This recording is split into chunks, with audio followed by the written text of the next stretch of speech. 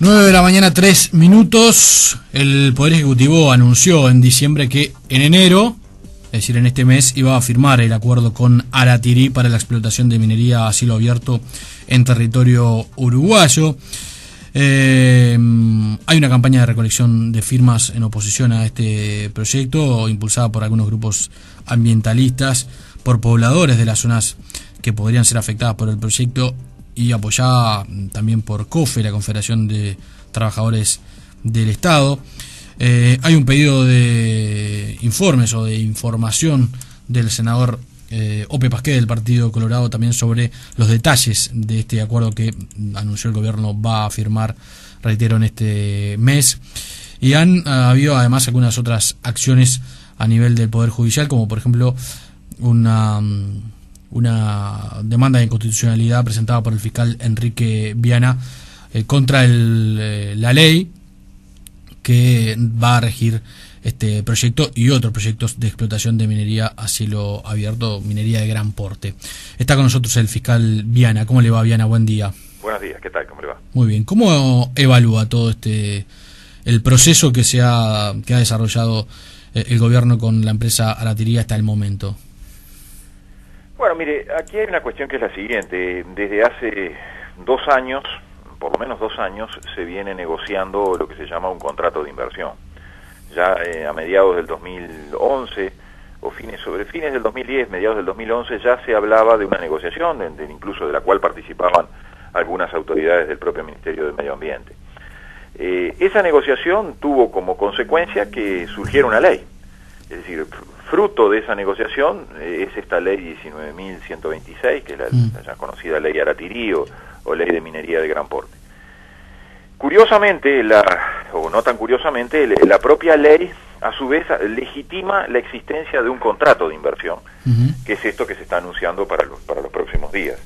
Entonces usted observa allí que si la ley es producto de una negociación, a su vez la ley convalida la existencia de una figura tan cuestionable, tan nociva para un Estado soberano o que pretenda ser un Estado soberano y republicano, como supone la existencia de un contrato de inversión. Una de las mayores preocupaciones que en lo personal tengo es que nadie percibe o nadie hace comentarios o nadie critica o nadie expone, aunque sea razones favorables, para la existencia de estas figuras antirrepublicanas que suponen los contratos de inversión. Todo lo que, incluso los propios grupos ambientalistas, se evaden hacer consideraciones con relación a lo que son los contratos de inversión. Quizás porque es un tema muy técnico. Bueno, yo creo que sí, que puede ser inicialmente un tema muy técnico, pero nosotros ya nos desayunamos de lo que son los contratos de inversión con el contrato con Montes del Plata, y los contratos de inversión suponen nada menos que condicionamientos o juzgamientos de los 3 poderes del Estado que quedan comprometidos a la voluntad de una empresa privada, ¿no?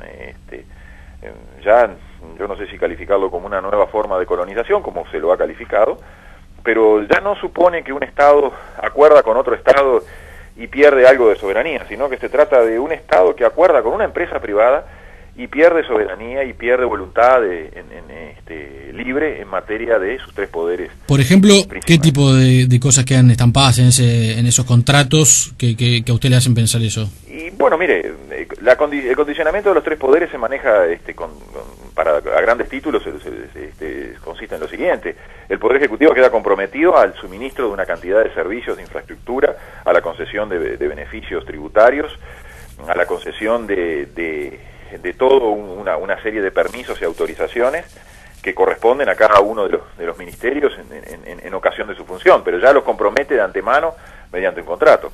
El Poder Legislativo, por lo general, en los contratos de inversión lo que se establece, y la propia esta ley de minería de gran porte ya lo prevé, son lo que se llaman las cláusulas de congelamiento del derecho, que suponen que cualquier modificación jurídica a través de una ley, por ejemplo, que perjudique la ecuación económica de la empresa, o que la empresa entienda que perjudica su ecuación económica, la empresa va a tener derecho a un resarcimiento, con lo cual condiciona la voluntad de legislar. Para legislar y establecer algún nuevo requisito o establecer alguna nueva exigencia, de la índole que sea, no me refiero solo a los aspectos ambientales, tributarios, laborales, cuando eso ocurra va a haber que consultar a la empresa si eso le perjudica o no la ecuación financiera, y para el caso de que igual se insista, pese a que le perjudique la ecuación financiera, habrá que aguardar ser demandado por una compensación, una indemnización ante un organismo internacional.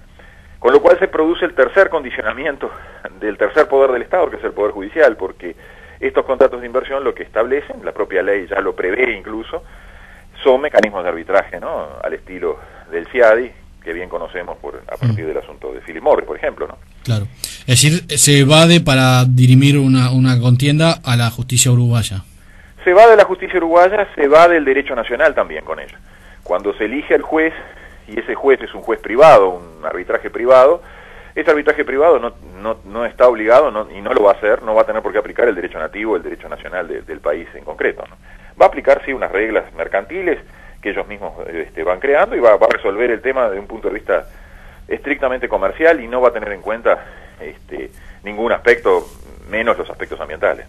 Usted imputa la ley de minería a cielo abierto, pero además tiene cuestionamientos sobre la empresa, sobre esta empresa en concreto. Sí, mire, lo más grave obviamente es la ley. La ley en la medida que legitima un daño prohibido por la Constitución, la ley en la medida que habilita figuras, como les mencionaba, de los contratos de inversión. Si uno compara esta empresa con otras empresas que también se han munido o se han favorecido con contratos de inversión, vamos a compararla con Montes del Plata, por ejemplo. Sí. También hay una gran diferencia en ese sentido, porque Montes del Plata puede en el mundo mostrar ejemplos de industria de la celulosa. Sí. A usted le podrá gustar, a mí me podrá no gustar los ejemplos, pero puede mostrar esos ejemplos. Eso no ocurre con esta empresa Aratirí Samin Ferrous. Es decir, esta empresa no tiene explotación como la que pretende, ejemplos de explotación como la que pretende realizar en el Uruguay. Entonces, no tiene antecedentes. No tiene antecedentes. Entonces usted está negociando, o todos estamos negociando de alguna manera, porque el Poder Ejecutivo nos representa a todos, estamos negociando con un intermediario, ¿no? Con los riesgos y sinsabores que tiene negociar con un intermediario, porque no le conocemos realmente la cara a quien se va a hacer cargo de la explotación. Fíjese que la ley de impacto ambiental, una de las pocas exigencias que establece una muy mala ley como la ley de impacto ambiental del año 94, sin embargo, prevé que quien presenta el proyecto para el estudio de impacto ambiental tiene que ser quien se vaya a hacer cargo de la actividad y de la explotación. Bueno, no tenemos esa certeza, y más bien tenemos la convicción de que Aratirí Samin Ferrous no se va a hacer cargo en definitiva de la explotación final, ¿no? Bueno, requerir todas esas certezas previo a iniciar cualquier proceso, sea de un proceso de evaluación de impacto ambiental, sea un proceso de negociación incluso de un contrato de inversión, o sea un proceso de concesión de ciertos beneficios, como se le han concedido ya a esta empresa con una ley hecha a la medida, requiere que previamente uno sepa con quién está hablando, ¿no? Bueno, ni siquiera eso se sabe en esta situación. Alguien ha señalado que, por ejemplo, la empresa que se dice de capitales de origen indio tiene en realidad su sede establecida en Ginebra, creo que es. Sí, tiene algunos domicilios, tiene un domicilio también en una isla cercana en el propio Reino Unido. Se ha dicho que se van a invocar distintos tratados de inversión porque no se sabe exactamente qué domicilio va a invocar. Ese podría ser una Nosotros dificultad tenemos también. que acostumbrarnos los uruguayos que estas grandes empresas o medianas o pequeñas o llámelo, no tienen patria, ¿no? Es decir, incurrimos en un error quizás un poco nostálgico de pensar que podemos atribuirle a los capitales, a determinados capitales, un origen territorial conocido, ¿no? Yo creo que no, que estas empresas no tienen una nación conocida, no tienen una patria conocida. Invocan sí los tratados de inversión cuando les conviene con sus domicilios en distintas partes del mundo. De cualquier manera, sea que se invoque el tratado de inversión con India o con el Reino Unido, los tratados de inversión tienen todos una similar redacción y las consecuencias son iguales para el caso que sea. Usted, Diana, inició una acción de inconstitucionalidad ante la Suprema Corte de Justicia sobre la ley de minería de gran porte. Justamente sobre la presentación de ese recurso, ¿es legítimo que un fiscal presente este recurso cuando hay que probar que usted está afectado en alguno de sus derechos de la Constitución? O sea, es un tema muy jurídico, ¿verdad? Pero sí. ¿Cómo se explica que un fiscal presente ese recurso? Correcto. Bueno, una primera aclaración, también técnica y a veces es un poco excesivamente jurídica. Lo que nosotros presentamos fue una vía de excepción, es decir, lo que se llama no es una acción, sino por vía de excepción, nosotros en un expediente judicial en el cual ya se había promovido en el año 2011 por parte de la Fiscalía, solicitando información sobre este proyecto de Aratirí, ahí nosotros presentamos ante el juzgado donde se está tramitando esas actuaciones, una excepción de inconstitucionalidad, la inconstitucionalidad de la ley esta que mencionábamos, la ley Aratirí, por vía de excepción. Eso está tramitándose todavía en el juzgado, no ha subido todavía a conocimiento respectivo de la Suprema Corte, pero esperamos que eso acontezca una vez culminada la feria. Eso por un lado. El segundo lugar es el tema famoso de la legitimación. Claro. Bueno, mire, el tema de la legitimación se resuelve en esta consideración. La Constitución de la República desde el año 97 establece que la protección del ambiente es de interés general. La defensa de los intereses generales, también conocidos como intereses, o se pueden conversar como intereses difusos, le corresponden a las fiscalías, ¿no? Las fiscalías tienen, entre otras cosas, la defensa de la protección del medio ambiente, eso desde el año 89 con el Código General del Proceso, pero la propia previsión de un interés general en materia de protección del medio ambiente hace que las fiscalías tengan competencia para la defensa de ese interés general. A partir de esa existencia, nosotros entendemos y creemos que esa es la postura correcta. Las fiscalías tienen un interés directo personal y legítimo en esa protección, y en la medida que esa protección sea afectada por una ley inconstitucional, hay legitimación y hay interés para su defensa, ¿no? Si no fuera así, fíjese usted en el absurdo que nos encontraríamos. Las fiscalías se verían obligadas a aplicar leyes inconstitucionales. Y sobre todo leyes inconstitucionales, auméntele usted todavía el absurdo, que destruyen o deconstruyen de alguna manera el axioma de la República, del principio de igualdad o de la soberanía nacional, ¿no? Entonces, yo creo que hay legitimación más que suficiente para que una fiscalía plantee esto. Si no es así, si la fiscalía, como ha entendido en alguna ocasión la Suprema Corte de Justicia, bueno, la protección del medio ambiente y la famosa asignación de la defensa de los intereses difusos de la protección del medio ambiente a las fiscalías pasa a ser una linda poesía, una pura lírica, ¿no? En ese sentido es que en el escrito que usted presentó se señala, ¿verdad?, que la megaminería a cielo abierto de este proyecto en concreto causaría destrucción y contaminación del medio ambiente. Sí, por supuesto, que causaría destrucción, contaminación grave del medio ambiente, como establece la Constitución. Circunstancia que no es ignorada, al contrario, es admitida por la propia empresa. Circunstancia que es admitida, si usted mira con atención esta ley 19.126, por la propia ley. La propia ley reconoce que esta forma de minería, esta modalidad de minería tan especial, provoca daños graves al medio ambiente. Incluso los enumera, en algunos de sus artículos enumera los impactos más conocidos y más agraviantes para el medio ambiente, ¿no? Así que lo que la ley busca o procura, y allí es donde está su contradicción con la Constitución, es legitimar un daño prohibido, es decir, es darle visos de legalidad o darle legalidad a un daño que está prohibido por la Constitución. Por eso la contradicción es flagrante a mi juicio. Hay un organismo, Viana, que uno tiene la impresión que está en una situación delicada ya desde hace un tiempo, y es la Dirección Nacional de Medio Ambiente.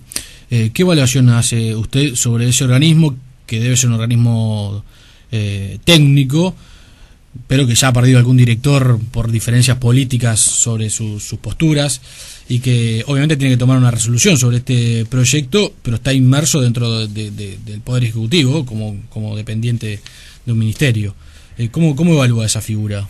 Sí, bueno, hace mucho tiempo que yo, incluso antes de este tema de la minería, vengo cuestionando la virtualidad, digamos, de la actuación del Ministerio de Medio Ambiente, no por quienes lo integran ni por quienes son sus funcionarios, sino porque creo que justamente la existencia de estos acuerdos, de estos contratos, convierten al Estado en un socio de estos emprendimientos, ¿no? Yo lo vengo sosteniendo desde el año 2005 con respecto a la industria de la celulosa, con relación a Bosnia, lo volví a sostener con respecto a Montes del Plata cuando nos descubrimos la existencia de ese contrato de inversión, y ahora ocurre lo mismo con esta forma de minería. Cuando el Estado se vuelve socio de los emprendimientos, toda actividad de evaluación, de control, de policía, en este caso ambiental, se vuelve algo absolutamente sin sentido, ¿no? Es decir, nadie puede ser juez y parte de una misma situación, nadie puede ser policía e interesado en una misma situación. Entonces, justamente uno de los mayores problemas que crea que el Estado firme estos contratos es el condicionamiento de la voluntad, ¿no? Eso es muy claro, y torna así muy incómoda la posición de estos organismos. Hay quienes los definen como organismos que funcionan como una suerte de sello de goma, ¿no? Es decir, cuando el Banco Mundial tiene que otorgar un préstamo a estos emprendimientos, lo primero que hace al revisar el expediente, bueno, ¿dónde está el sellito de la Dinama que aprobó este tipo de claro, emprendimientos, ¿no? Es decir, cumplen una razón burocrática, si usted quiere, nada más. Claro, terminan además convalidando algo que quizás técnicamente no compartan. Sí, yo eso no puedo entrar en la cabeza de quienes integran. Yo creo que llegamos, y eso es inevitable, llegamos a un callejón sin salida, ¿no? Si el Estado se vuelve socio de estos emprendimientos, mal puede realizar una tarea de control y de policía de los mismos, desde el punto de vista ambiental y desde otros puntos de vista, pero desde el punto de vista ambiental mal la puede realizar. Entonces usted me dirá, y bueno, ¿y cuál es el camino? Bueno, el camino, en teoría, también es acudir al tercero imparcial que hay en todo Estado, que es el Poder Judicial. La macana o la tragedia que nosotros tenemos en ese sentido es que no tenemos un Poder Judicial con una jurisprudencia ambiental. No hay sentencias de protección del medio ambiente en el Uruguay. Revise usted los anales de jurisprudencia y no va a encontrar nada al respecto, ¿no? Entonces, bueno, ahí llegamos a un punto de indefensión absoluta. Ahora, pero la firma del contrato de inversión con Aratirí, sobre que es inminente, ¿verdad?, que va a ocurrir la semana que viene o la otra, ¿no se podría impugnar en lo contencioso administrativo ese acto administrativo de alguna manera para dejar en suspenso la firma del convenio o por lo menos los efectos del convenio? No, yo entiendo que no. Es decir, la posibilidad siempre está, pero creo que sería un camino que se frustraría inmediatamente, y se lo digo muy fácilmente. El contrato está previsto en la ley. Entonces, el problema es que la ley dio la posibilidad de firmar el contrato. El contrato se transforma en la ley es una especie de cheque en blanco, otorga un cheque en blanco porque en ese contrato se van a colocar una serie de condicionamientos que ni siquiera, algunos sí ya están previstos en la ley, pero muchos ni siquiera están mencionados. Pero al existir una ley al existir una ley, lo que hay que impugnar es la ley. Es decir, el contrato está respaldado por una ley. Entonces, lo que corresponde atacar es la ley, que es lo que ha hecho la Fiscalía, entendiendo que esa ley es inconstitucional. Pero también le agrego que la firma del contrato supone casi un paso del cual no hay retroceso posible. Porque la firma del contrato supone asumir obligaciones. Y si en el futuro, por efecto de un plebiscito, por efecto de una nueva ley o por efecto de la inconstitucionalidad misma que está planteando la Fiscalía, se dejara sin efecto o si limitara de alguna manera los efectos de ese contrato, como usted planteaba, bueno, la empresa va a tener el derecho de ir a reclamar ante el mecanismo de arbitraje que se prevea una indemnización. Entonces, por eso digo, la firma del contrato hay un antes y un después de la firma del contrato que supone serios perjuicios inevitablemente. Bien, le agradecemos mucho estos minutos, ha sido muy amable. Por favor, gracias a usted. El fiscal Enrique Viana.